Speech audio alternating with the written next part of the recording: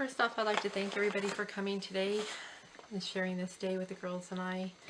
It means a lot to us to have you all here. Something I'm not sure, but probably most of you know, is how Terry and I met.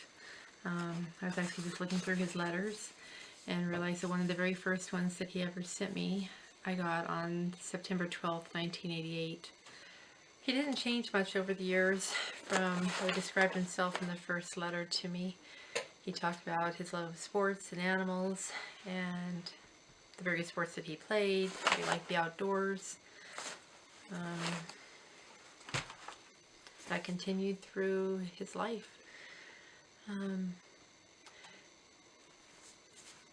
We were pen pals for a year, and then Terry flew to California and met me and proposed. The night he proposed, it was out on a private airstrip in Wilton, California, where he got down on one knee and asked me to marry him.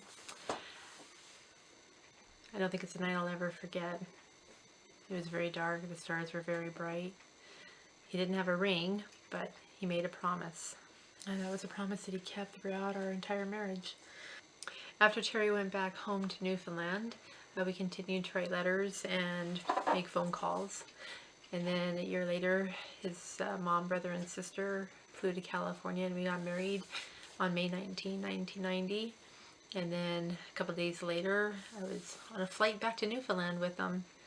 Terry was working for a place called Vera Berlin at the time, which was working with handicapped adults. And one of the things they would do would take camping trips. And one evening when they were up on stage, Terry got up there and serenaded me with the song Cover Girl. That is something that I won't soon forget either, because that was one of the nights that he made me feel exceptionally special. After a couple months, we flew to Winnipeg, and my parents came up on vacation, and we traveled with them back to California, which is when we ended up moving to Vancouver. And then we lived in Vancouver for 12 years, and then moving to Calgary in 2002. It wasn't uncommon for us to just fly by the seat of our pants. We didn't always have a plan, but we were just together, and I guess we thought if we were together we could do anything. We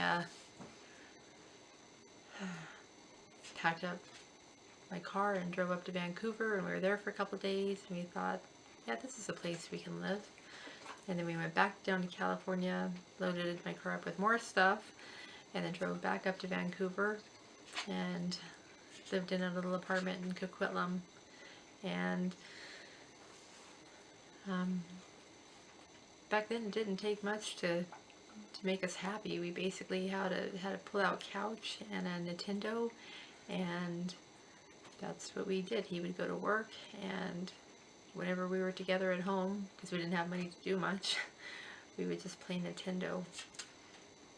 And it's funny not having much back then, but those were some of the best times I think we had together, because we spent so much time together. So Terry got a job as a substitute teacher for a couple of the different school districts in Vancouver, and kind of taught all over and seemed to enjoy substituting. And then my mom kept asking me when we were going to give her a granddaughter. So on August 9th in 1992, Amanda was born. And then a couple of years later, Alana came along, and that was the start of our family. And I think the one thing that was consistent throughout all the years together was we always did everything together. I think that made us very unique, and I see that especially now in today's society, because a lot of people don't have two parents, and a lot of families aren't all together, and it always made me sad for those kids, because certain holidays they were with one or the other parent, but never both. So I hope the girls always appreciated having us both there, and even when times were rough, we were all still together. One of the great loves of Terry's life were sports. Oh my God, he was such a sports fanatic. He would drive me crazy. Everything was about sports. And of course, I think I resisted and um, I was not a sports fanatic and didn't really care for sports. But we would often do sports things together. Um, he was part of softball teams and he would play hockey, and we would go to Leafs games together, and as a family we would go to the teddy bear toss. The stats that Terry could remember, certain plays from games from years ago, I don't know how he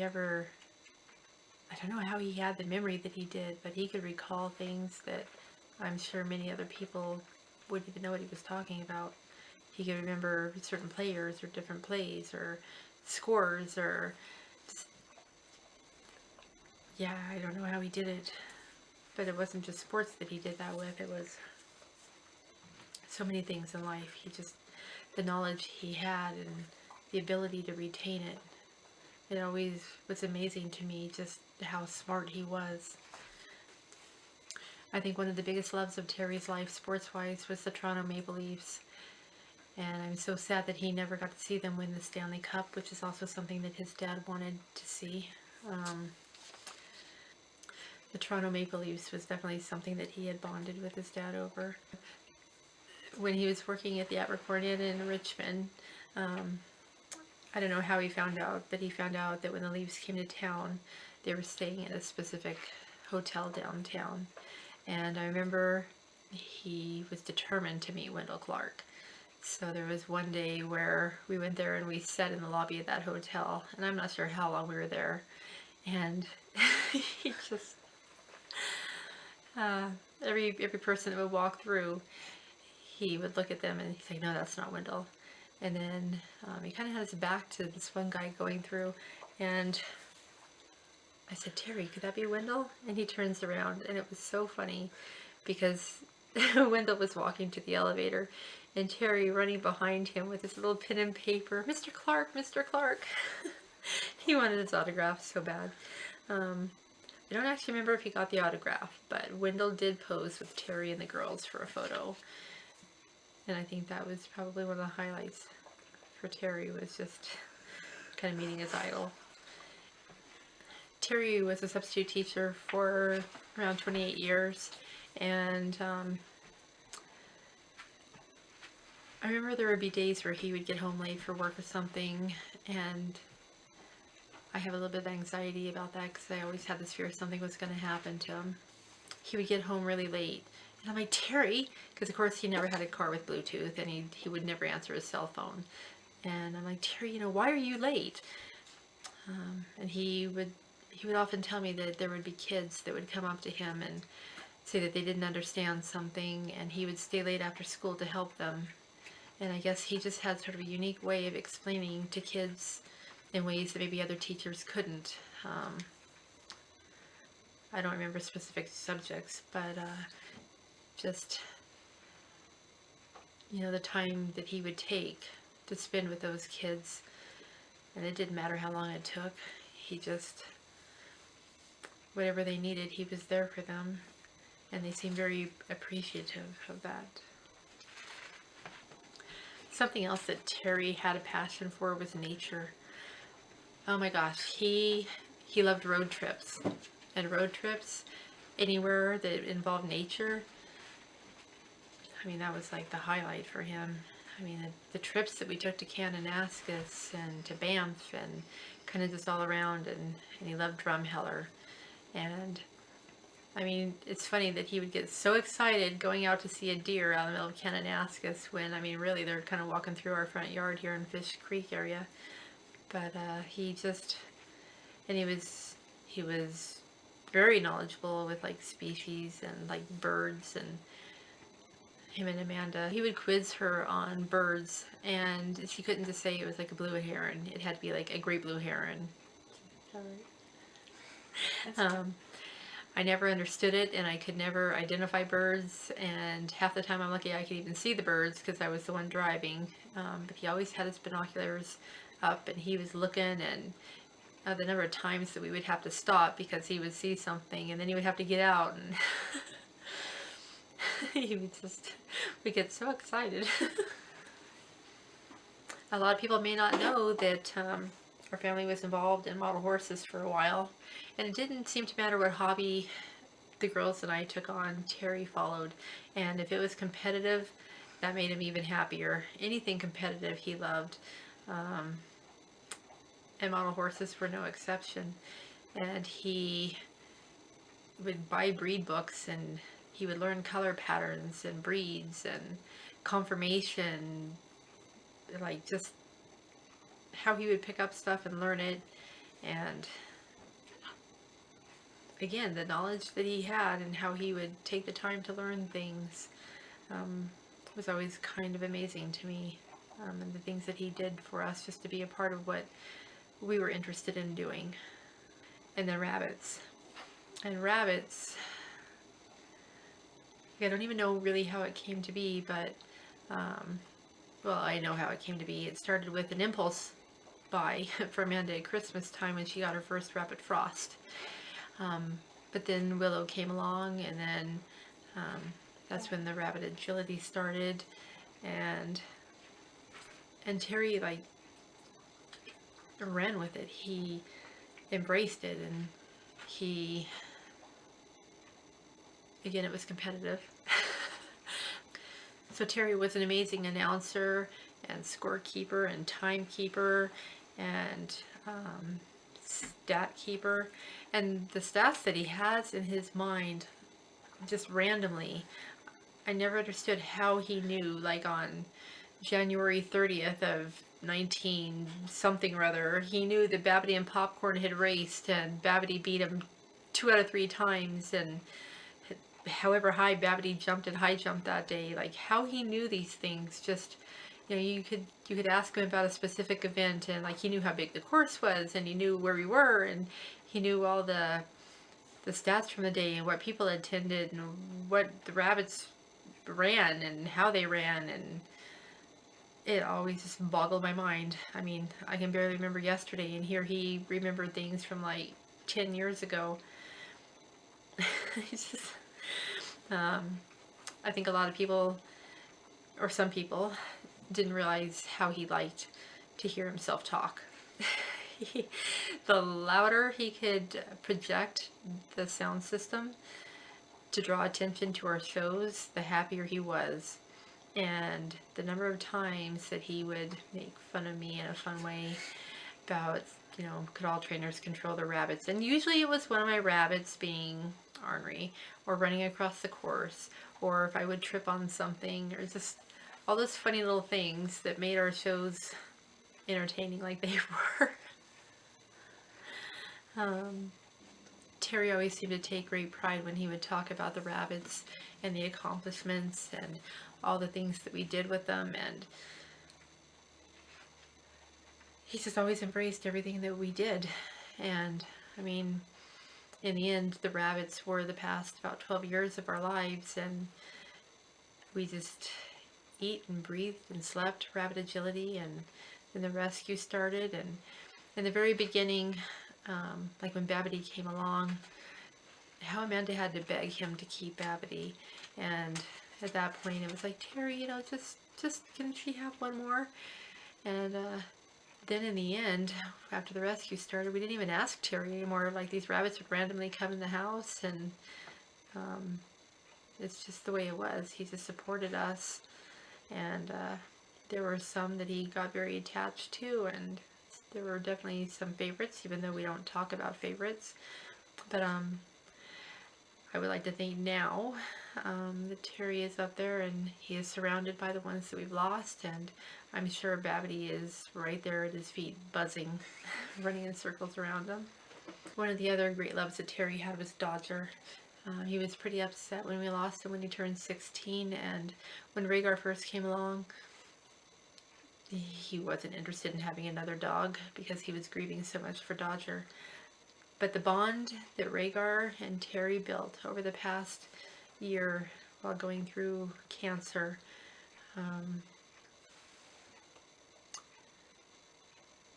I can't even explain kind of what their bond was. It's just, it was very unique, and it was pretty strong. And I think Rhaegar is having a really hard time now accepting that Terry's gone. And the one thing that I really wanted to make sure was that Rhaegar knew what happened to Terry. I didn't want him to forever be looking for him or wonder where he went or think that he left and he just wasn't coming home. And Rhaegar was with us when Terry passed away. And I think he's definitely having a hard time dealing with it. So for those that are here today, just please understand that Rhaegar is grieving too, and if you could just avoid approaching him and until he can kind of get his bearings back. And yeah, I just think he's having a hard time. And one of the big things that Terry loved, and I'm not sure where this came from because I don't think this was necessarily something that the girls and I were really a part of, but he loved his flowers. He was obsessive about his flowers. He would be so picky about the ones that he picked. He liked bright colors. I always kind of like the pastels, and he's like, no, Rose, those aren't the ones that are, you know, the most eye-catching and the pretty. Like, it always had to be the bold, bright, pretty ones. And he could never wait to get them in the ground. Usually you wait until after May long weekend because of the frost. And there were a few years where he got a little ambitious and planted them, and then the frost would come and there they went.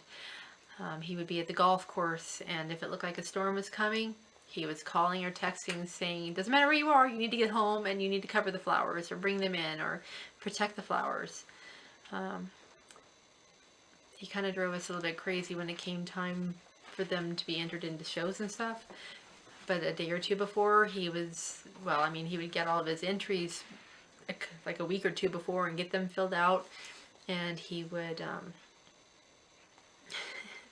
he would do it all. And I'd come home some days before a show and he would have like all of his vases out and all of his margarine containers out. And one of the biggest country fairs that he enjoyed entering his flowers into was the Chestermere Country Fair.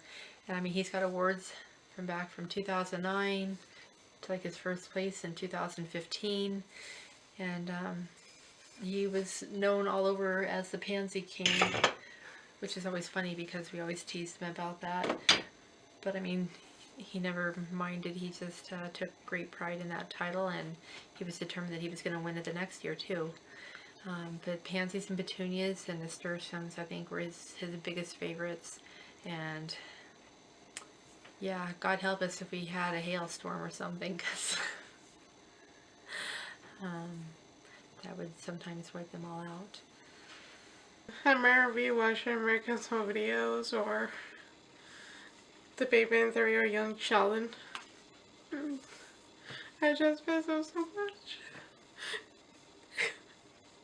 What else did Dad do that you enjoyed doing with them? I remember loving so hard to train dolphin. I remember loving so much to keep on the spot. I saw a picture of that online. The tree.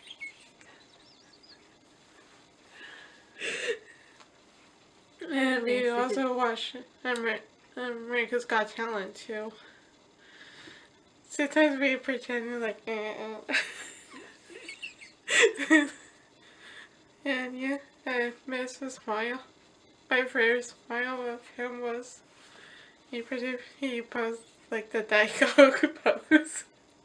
He always does. Yeah. I love him so much.